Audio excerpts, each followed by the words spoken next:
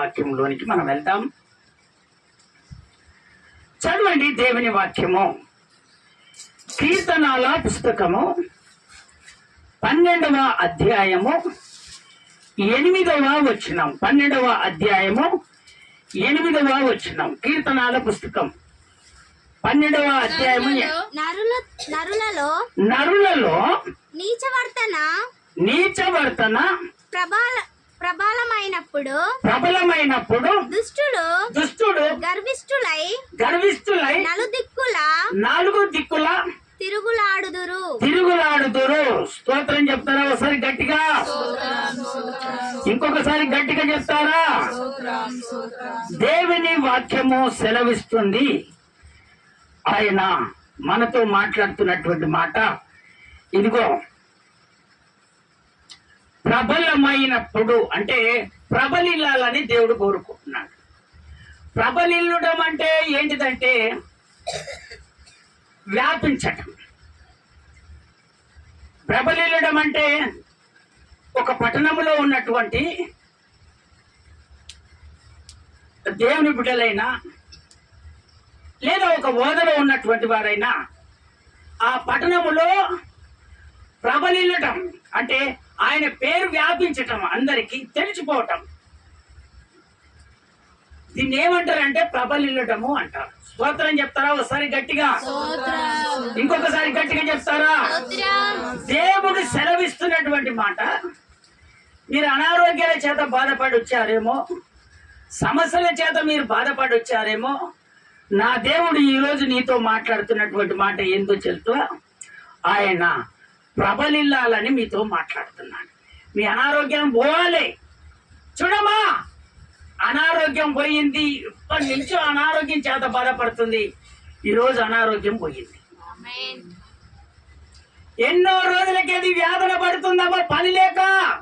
ఇదిగో పని కలిగిస్తున్నాడు. ఎవరైతే అభివృద్ధి లేక కుటుంబంలో బాధలతో, ఇబ్బందులు, సమస్యలతో బాధపడుతున్నారో వాటిని అన్నిటిని దేవుడు ఇదిగో విడిపించి ప్రబలిల్ల చేస్తున్నాడు. స్తోత్రం చెప్తారా? ఒకసారి గట్టిగా, ఇంకొకసారి గట్టిగా చెప్తారా? ఎప్పుడంటే దేవుడు అక్కడ చెప్తున్నటువంటి మాట నేను మళ్ళీ చదువుతాను, వినండి. నరులలో నీచవర్తన ప్రబలమైనప్పుడు దుష్టులు గర్విష్ఠులై నలుదిక్కుల తిరుగులాడుదురు. నీచవర్తన అనగా ఏంటిదంటే మోసకరమైనటువంటి మనసు కలిగినటువంటి వారు. నీచవర్తనలు అనగా ఏంటిది? మోసకరమైనటువంటి మనసు కలిగినటువంటి వారు. అంటే ఇలాంటి వాళ్ళ మన పట్టణాలలో ప్రబలిస్తేనంట ఈ నీచమైనటువంటి వీళ్ళు పట్టణాలలో ప్రబలితేనంట ఆ పేరు ఆ పట్టణములో మారు మోగుతానంట. దేవుడు చెప్తున్నటువంటి మాట. ఇంకా ఎవరైతే దుష్టులు ఉంటారో వాళ్ళ లాంటి వాళ్ళు ఇంకా ఎవరైతే ఉంటారో ఆ దుష్టులంట ఇంకా గర్వం ఎక్కువైపోతుంది. స్తోత్రం చెప్తున్నావా? సరే గట్టిగా. మోసకరమైనటువంటి మాటలు ఏ పట్టణాలలో అయితే ఉంటాయో ఆ పట్టణములో ఆ మోసకరమైనటువంటి మాటలు వచ్చినటువంటి వాడు ప్రబలినప్పుడు వెంటనే దుష్టులంట ఇంకా గర్వం ఎక్కువైపోతాట. ఎందుకంటే మావోడు నాయకుడిగా ఉన్నాడు కదా, ఎవడో నీచవర్తన కలిగినటువంటి వాడు నాయకుడిగా ఉన్నాడు కదా, ఇక రాజ్యం అంతా ఎవరిదే? నాదే.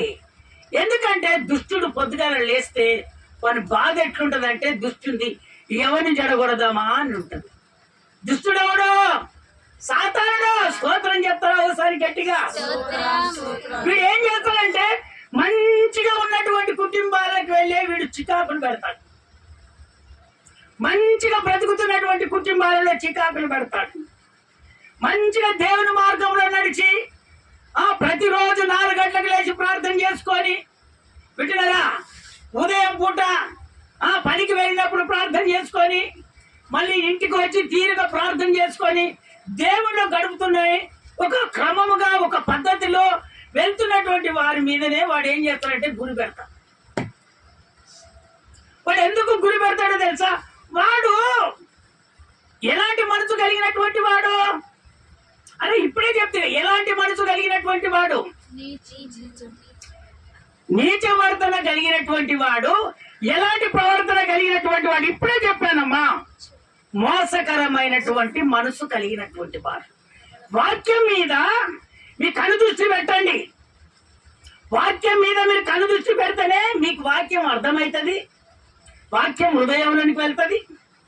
ఆ హృదయంలోనికి వెళ్ళినటువంటి వాక్యము ఎక్కడ చీకటి ఉందో ఆ చీకటి అంతా తీసివేసి ఆ వాక్యము నీ మనసుకు తట్టేటట్టుగా దేవుడు చేస్తాడు. స్తోత్రం చెప్తారా ఒకసారి గట్టిగా? దేవుని మార్గానికి వచ్చినటువంటి దేవుని బిడ్డలారా, ఇక పని ఎప్పుడు అనేది ఆలోచన పెట్టుకోకూడదు. ఎప్పుడు ఆహారం తింటామని ఆలోచన పెట్టుకోకూడదు. ఇంటికి పోతే ఏమంటారు అని ఆలోచన పెట్టుకోకూడదు.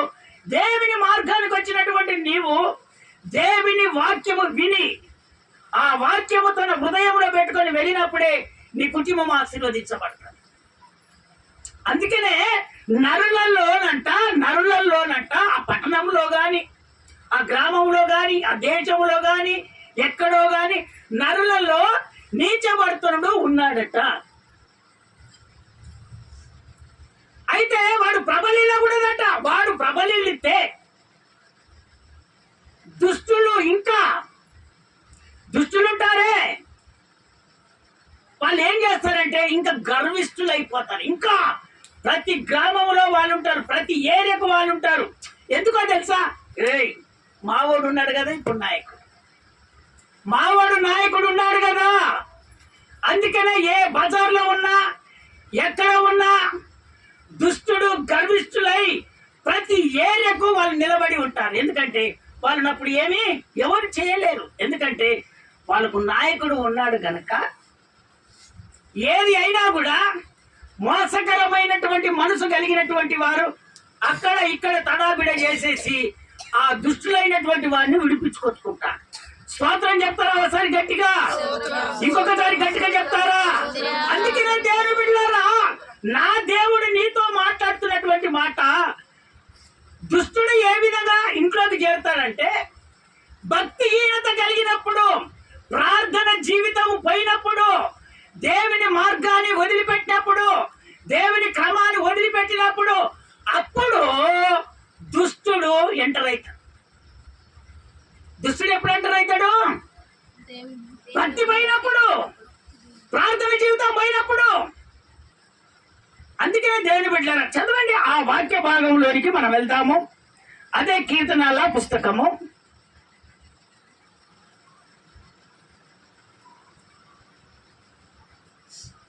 37వ కీర్తన 35వ వచనం. 35వ వచనం. భక్తిహీనుడు ఎంతో ప్రబలియుండుట నేను చూచి ఉంటిని. అది మొలిచిన చోటనే విస్తరించిన వాడు వర్ధిల్లి ఉండెను. స్తోత్రం చెప్తారా ఒకసారి గట్టిగా? ఇంకొకసారి గట్టిగా చెప్తారా? అందుకనే దేవుని బిడ్డలారా, దేవుడు చక్కగా మనతో మాట్లాడుతున్నటువంటి మాట,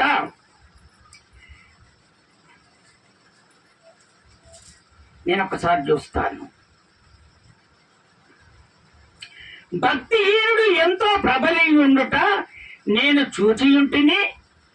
దేవుడు చెప్తున్నటువంటి మాట, భక్తిహీనుడు ఎంతో ప్రబలియుండుట నేను చూచియుంటిని. అది మొలిచిన చోటునే విస్తరించిన చెట్టు వలె నాకు వర్ధిల్లుచుండెను. వాడంట వర్ధిల్లుచున్నాడట. ఎవరుడు? భక్తిహీనుడు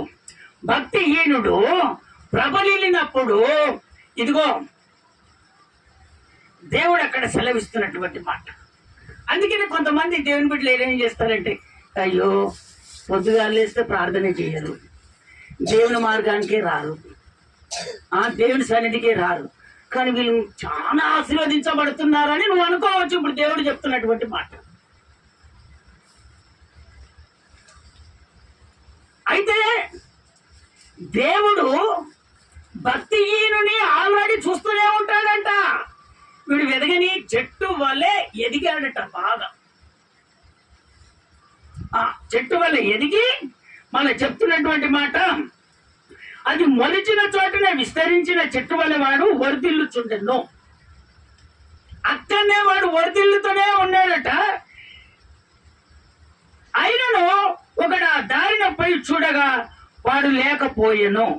నేను వెతికిన గాని వాడు కనబడలేకపోయాను. అందుకనే దేవుని బిడ్డలారా, భక్తిహీనుడు సంపాదన సంపాదిస్తాడు. బాగా వినండి, భక్తిహీనుడు సంపాదన బాగా సంపాదిస్తాడు.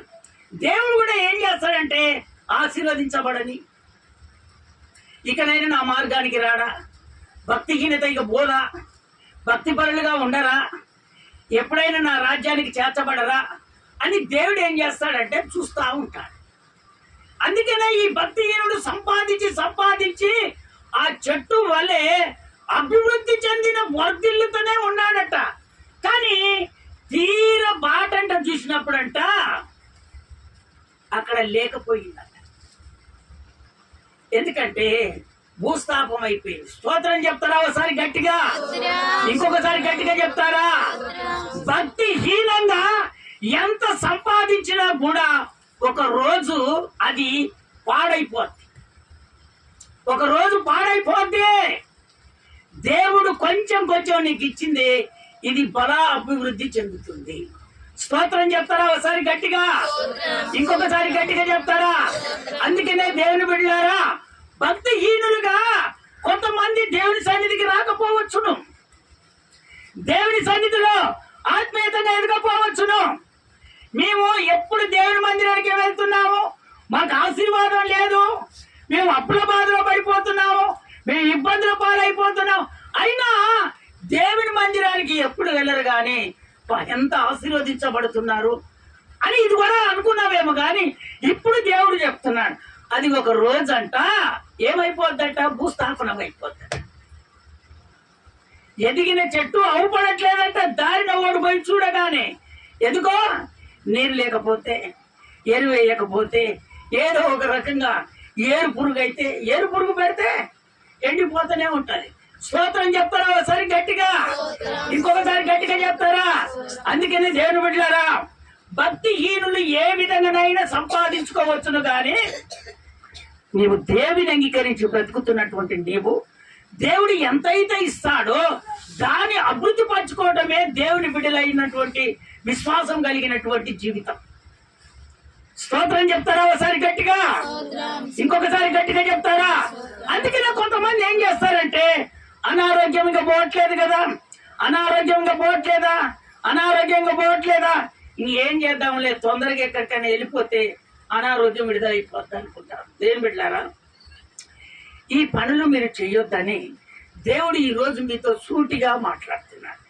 ఎందుకు దేవుడు మాట్లాడుతున్నాడు తెలుసా? ఒకవేళ దేవుడు నిన్ను చూస్తాడనే ఒక ఆలోచన నీకు కలగాలని దేవుడు చెప్తున్నాడు. 10 మంది 10 మాటలు మాట్లాడతాడు, కానీ నా దేవుడు నిన్ను చూసేదేందో తెలుసా? భక్తిహీనంగా ఉన్నావా, భక్తి పరులుగా నువ్వు ఉన్నావా? నీలో నా దేవుడు ట్రయల్ చేసేస్తాడు. ఇట్లా ట్రయల్ చేసేస్తాడు. ఈ ట్రయల్ చేసినప్పుడు నువ్వు నిలబడ్డావు అనుకో, అనారోగ్యం ఏడగుంటుంది, ఉండదు. వస్తుందా వెళ్తుందా. కానీ నువ్వు అటువైపుకే మొగ్గు చూపెట్టావంటే దేవుడు అక్కడ నిన్ను ఇంకా ఏం చేస్తాడు? ఇంకా నీ స్థితిని ఆ విధంగానే దేవుడు చేస్తాడు. అందుకనే, అయ్యా నేను ఎక్కడికి వెళ్ళను ప్రభా, చనిపోయినా బ్రతికినా నీ కొరకే ప్రభా, నీ రాజ్యములో నేను చేర్చబడాలి ప్రభా అని ఎప్పుడైతే దేవుని ఎదుట నువ్వు నిలబడతావో నీవంట ప్రబలిల్లుతూనే ఉంటావంట. స్తోత్రం చెప్తారా ఒకసారి గట్టిగా, ఇంకొకసారి గట్టిగా చెప్తావా? నీ అనారోగ్యాలన్నీ దేవుడు తీసివేస్తాడట. చదవండి, ఆ మాట చదవండి. ఒక మాట 38వ వచనం ఒకసారి చదివి వినిపిస్తావు నాన్న. ఒక్కడైనను నిలవకుండా అపరాధులు నశించుదురు, భక్తిహీనుల సంతతి ఇదిగో ఇదిగో. భక్తిహీనుల సంపద ఎక్కడైపోయింది? నిర్మలమైపోయింది. స్తోత్రం చెప్తారా ఒకసారి గట్టిగా? ఇంకొకసారి గట్టిగా చెప్తారా? అందుకనే దేవుని బిడ్డలారా, నా దేవుడు చక్కగా నీతో మాట్లాడతావు. ఒక్కడైనను నిలవకుండా అపరాధులు నశించిపోదురు, భక్తిహీనుల సంతతి నిర్మలమగును. అంటే భక్తిహీనుల సంపత్తి ఇక నిలవదట. నా దేవుడు చెప్తున్నటువంటి మాట. స్తోత్రం చెప్తారా ఒకసారి గట్టిగా? ఇంకొకసారి గట్టిగా చెప్తారా? అందుకనే దేవుని పెట్టారా, ఎప్పుడైనా సరే మీరు దేవుని వాక్యం వింటున్నప్పుడు మీకు నవ్వులు ఎందుకు వస్తాయి? ఏమా ఎందుకు నవ్వు వస్తుంది? అమ్మా నువ్వు అక్కడిక్కడ ఎందుకు కూర్చుంటున్నావు? ఏమా అమ్మా నువ్వు వెళ్ళిపోతావా? బయటికి వెళ్ళిపోతావా? వెళ్ళిపోమ్మా, బయటికి వెళ్ళిపో. మైక్లో పడుతుంది, బయటికి వెళ్ళిపోతే వెళ్ళిపోమ్మా. మరి ఎందుకు నవ్వుతున్నావు? మరి ఆడెందుకు నవ్వుతున్నావు? మీరెందుకు నవ్వుతున్నారమ్మా?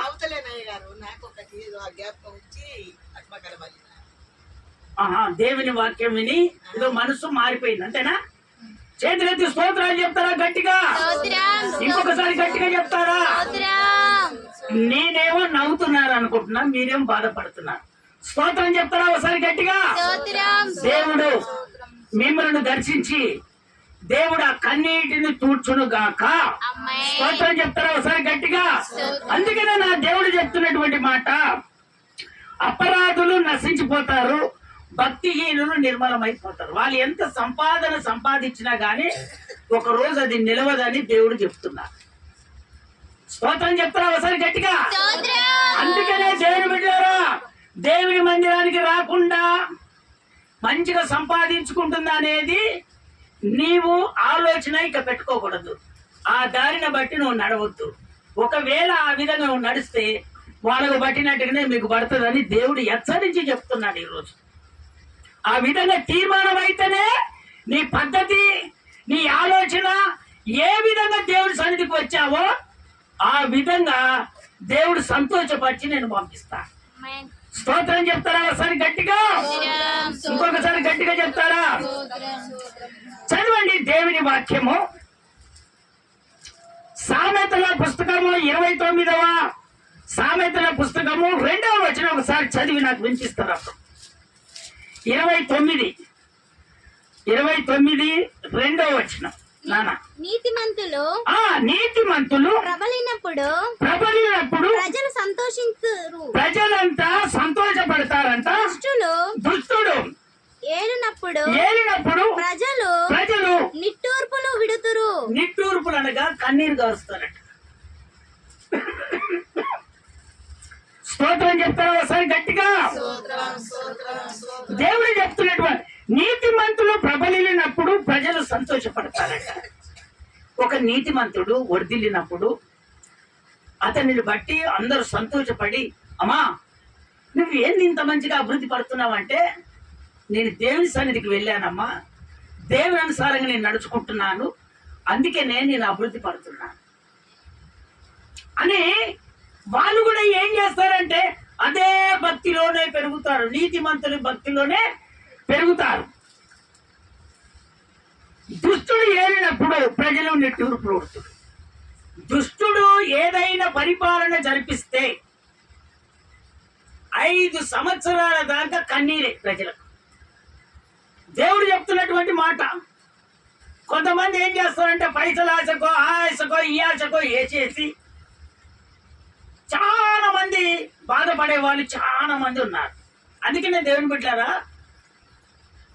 మీరు ఏ ప్రయత్నమైనా చేయండి కానీ పరిపాలన విషయంలో మాత్రం జాగ్రత్తగా ఉండి మీరు ఏ పద్ధతిలో నడుచుకోవాలని ఆలోచన చేస్తారో అదే ప్రకారంగా మీరు నడుచుకోవాలి. ఎందుకంటే మళ్ళీ 5 సంవత్సరాలు కన్నీరు గారుస్తామని దేవుడు చెప్తున్నాడు ఇక్కడ. స్తోత్రం చెప్తారా ఒకసారి గట్టిగా? ఇంకొకసారి గట్టిగా చెప్తారా? అది నెమ్మరే కావచ్చు, అది సర్పంచే కావచ్చు, అది ఎమ్మెల్యే కావచ్చు, లేదా ఊళ్ళో ఒక పెద్ద మంచే కావచ్చు, పట్టణాలలో ఒక గొప్పవాడే కావచ్చు. ఒకవేళ వాడు దుష్టుడై ఉంటే, పరిపాలన జరిగితే 5 సంవత్సరాల దాకా మళ్ళా కన్నీరు గారుస్తారంట. అదే నీతిమంతుడు పరిపాలన చేస్తే ఆ పట్టణం అంతా సంతోషపడుతుందట. స్తోత్రం చెప్పలేదా సార్ గట్టిగా? ఇంకొకసారి గట్టిగా చెప్తావా? అందుకనే దేవుని బిడ్డలారా, నీతిమంతుల దారిలోనే మనం నడవాలి, నీతిమంతుల పద్ధతిలోనే మనం నడిపించబడాలి. అప్పుడు నీ కుటుంబము ఆశీర్వదించబడుతుంది. నీ కన్నీరు అనేది ఇక పోద్ది. దేవుడు చెప్పుతున్నటువంటి మాట విన్నటువంటి నీవు ఈ అనుసారంగా నువ్వు ఎప్పుడైతే నడుచుకుంటావో ఖచ్చితంగా నీ కుటుంబంలో దేవుడు విజయాన్ని ఖచ్చితంగా ఇస్తాడు. స్తోత్రం చెప్తారా ఒకసారి గట్టిగా? చదవండి ఆ సామెతల పుస్తకం 29వ అధ్యాయం 16వ వచనం. అదే 29, 16 వచనం నాన్న. దుష్టులు ప్రబలినప్పుడు చెడుతనము ప్రబలును, వారు పడిపోయినను నీతిమంతుడు కనులార చూచెదరు. దుష్టులు ప్రబలినప్పుడు చెడుతనము ప్రబలిల్లును. దుష్టుడు అభివృద్ధి పరిచినప్పుడు, దుష్టుడు వ్యాపించినప్పుడు, ప్రబలినప్పుడు చెడుతనం వచ్చేస్తుందట. ఎవరో దుష్టుడు సరైన వాడు మనము వాడిని ప్రబలింపజేస్తే మనకు బాధకరం వస్తుందని దేవుడు చెప్తున్నాడు. అదేవిధంగా వారు పడిపోయినప్పుడును నీతిమంతులు కన్నులార చూచెదరు. వాడు ఒక రోజు పడిపోతాడు, అది మీరు కనులార చూస్తారనేది దేవుడు క్లియర్గా చెప్తున్నాడు. స్తోత్రం చెప్తారా ఒకసారి గట్టిగా? ఇంకొకసారి గట్టిగా చెప్తారా? అందుకనే దుష్టుని ప్రబలిల్లేటట్టుగా ఎప్పుడు చేయకూడదు. దుష్టుడెవడో? సాతానుడు. సాతానుకు ఎప్పుడైనా తావిస్తే జడం ఆటోమేటిక్ వచ్చేస్తుంది. సాతానికి ఏ విధంగానే తావిచ్చావా అనారోగ్యం ఏ విధంగానైనా వచ్చేస్తుంది. మనం ఆశీర్వదించబడినటువంటి కుటుంబాన్ని వాడు ఏం చేస్తాడో తెలుసా? తారుమారు చేసేస్తాడు. ఇప్పుడే 100 రూపాయలు సంపాదించుకొని వస్తే వాడు 200 ఖర్చు పెడతాడు. ఎవడు? సాతానుడు, దుష్టుడెవడు? అందుకనే దేవుని బిడ్డలారా, ప్రతి గ్రామంలోనైనా కుటుంబంలోనైనా దుష్టుని ఏలనీయొద్దు. దుష్టుడు ఏలుతున్నాడంటే కారణం ఏందో తెలుసా? భక్తిహీనతగా నువ్వు ఉన్నావు. భక్తిహీనత ఎప్పుడు వస్తుంది? ప్రార్థన చేయకపోవటం వలన భక్తిహీనత వస్తుంది. అప్పుడు దుష్టుడు ప్రవేశిస్తాడు. ఆ దుష్టుడు ఏం చేస్తాడంటే కుటుంబానంతా గలిబిలి చేస్తాడు, పట్టణానంతా గలిబిలి చేస్తాడు. మనం ఎంత సంపాదించినా కూడా నీరు కారినట్టుగానే అయిపోతుంది. చూస్తే చేతిలో 1 రూపాయి ఉండదు. స్తోత్రం చెప్తారా ఒకసారి గట్టిగా? అందుకనే దేవుని బిడ్డలారా, నీతిమంతులుగా మనము జీవించటము దేవునికి ఇష్టమైనదని దేవుడు మనతో మాట్లాడుతున్నాడు. 2 కొరింథీయులకు రాసిన పత్రిక 4వ అధ్యాయం 13వ వచనం. 4వ అధ్యాయం 13వ వచనం. 2 కొరింథీయులకు రాసిన పత్రిక 4వ అధ్యాయం 13వ వచనం. 4వ అధ్యాయం 13వ వచనం. 2 కృప ఎక్కువ మంది కృప ఎక్కువ మంది ద్వారా ప్రబలి దేవుని మహిమ నిమిత్తము కృతజ్ఞత స్థుతులు విస్తరింపజేయులాగున సమస్తమైనది నీ కొరకై ఉన్నవి గాక. స్తోత్రం చెప్తారా ఒకసారి గట్టిగా? కృప ఎక్కువ మంది ద్వారా ప్రబలిల్లాలి. దేవుని మహిమ నిమిత్తము కృతజ్ఞత స్తుతులు చెల్లింపజేయును. సమస్తమైనవి మీ కొరకై ఉన్నవి గాక. అంటే దేవుని బిడ్డలారా, వీటికన్నిటికీ కారణం ఏంటంటే కృప అనగా పరిశుద్ధాత్మ. ఎప్పుడైతే నువ్వు పరిశుద్ధాత్మ చేత నింపబడతావో ఆ కుటుంబంలోనికి అనారోగ్యం రాదు, భక్తిహీనత ఉండదు. నువ్వు ప్రార్థన చేసే ప్రార్థన ఏ విధంగా చేస్తావంటే పరిశుద్ధాత్మను ద్వారా నువ్వు ప్రార్థన చేస్తున్నావు కాబట్టి సాతానుడు ఇక లోపలికి రావటానికి వీలు లేదు. ఎందుకంటే దేవుని ఆత్మ ద్వారా నువ్వు ప్రార్థన చేస్తున్నావు. అందుకనే కృప ప్రబలిల్లాలి, నీ ఇంట్లో కృప ప్రబలిల్లాలి. పరిశుద్ధాత్ముడు నీలో వచ్చినప్పుడు ఇక భక్తిహీనత అనేది ఉండదు. అందుకనే ఏ అనారోగ్యం రాదు. పరిశుద్ధాత్ముడు ఎప్పుడైతే మన యొద్దకు వస్తాడో, పరిశుద్ధాత్మను ఎప్పుడైతే మనం పొందుకుంటామో ఆ ఆత్మ ద్వారానే దేవుడు కార్యాలు జరిపిస్తాడు. స్తోత్రం చెప్తారా ఒకసారి గట్టిగా, ఇంకొకసారి గట్టిగా చెప్తారా? చూడు పౌలు గారు చెప్తున్నటువంటి మాట అదే 14వ వచనం చదువునానా. విశ్వసించితిని కావున మేము అధైర్యపడము, మా భవ్య పురుషుడు కృషించినను అంతరంగ పురుషుడు దినము దినము నూతన పరచుచున్నాడని పౌలు చెప్తున్నటువంటి మాట కొరింథీ సంఘానికి. ఎందుకంటే మేము ఎందుకు ఆధైర్యపడమంటే కృప మాకు విస్తరించబడుతుంది. దేవుని పరిశుద్ధాత్మ మాలో ఉంది కనుక మేము ఎవరికి ఎదురమో, ఏ సాతానుడికి ఎదురమో, ఏ బలవంతుడు కూడా మేము ఎదురమో.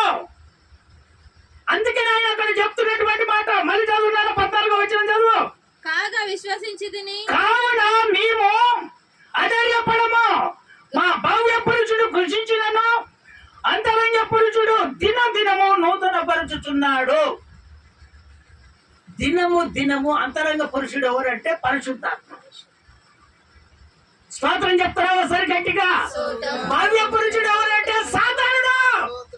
భవ్య పురుషుడు ఎవడు? శరీర సంబంధం కలిగినటువంటిది.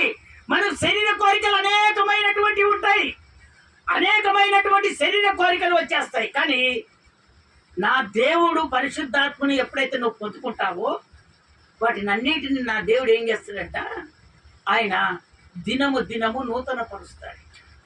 ఏం చేస్తాడయ్యి? నూతన పరుస్తాడు. అందుకనే పరిశుద్ధాత్మని ఎప్పుడైతే నువ్వు పొందుకుంటావో ఆ పరిశుద్ధాత్ముడు దినము నిన్ను నూతన పరుస్తాడు. దినము ఏం చేస్తాడైనా? నూతన పరుస్తాడు. అంతరంగ పురుషుడు దినము నూతన పరుస్తాడు. అందుకనే దేవుని బిడ్డలారా, మనం జాగ్రత్తగా ఆలోచన చేసేది ఏంటంటే మనము కృపాకాలంలో ఉన్నాము గనక, మనము పరిశుద్ధాత్మని కాలంలో ఉన్నాము గనక ప్రతి ఒక్కరము ఆత్మచేత నింపబడాలి. ఆత్మచేత నింపబడకపోతే మన కుటుంబంలో సాతానుడు దూరుతాడు, మనం భక్తిహీనులుగా ఉంటాము. ఎప్పుడైతే భక్తి నీలో ఉంటావో నీతిమంతుడిగా నువ్వు నిలబడతావు, నీ కుటుంబము ప్రబలిల్లుతుంది. సాతానుడు ఎంటర్ కాడప్పుడిగా. అందుకనే దేవుడు బిడ్డలారా, నువ్వు ప్రబలిల్లాలంటే పరిశుద్ధాత్ముడు నీలో ఉండాలి. పరిశుద్ధాత్ముడు నీలో ఉంటే భక్తిహీనత పోతుంది. అప్పుడు సాతానుడు నీ దగ్గరికి రాడు. ప్రార్థన జీవితం గట్టిగా ఉంటది కాబట్టి ఏ నరుడు కూడా నీ దగ్గరికి రాడు.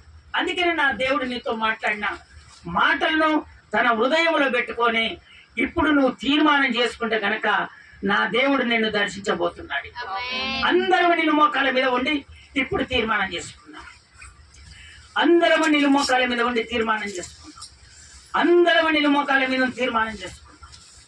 అందరము నిన్ను మోకాల మీద తీర్మానం చేసుకున్నాం.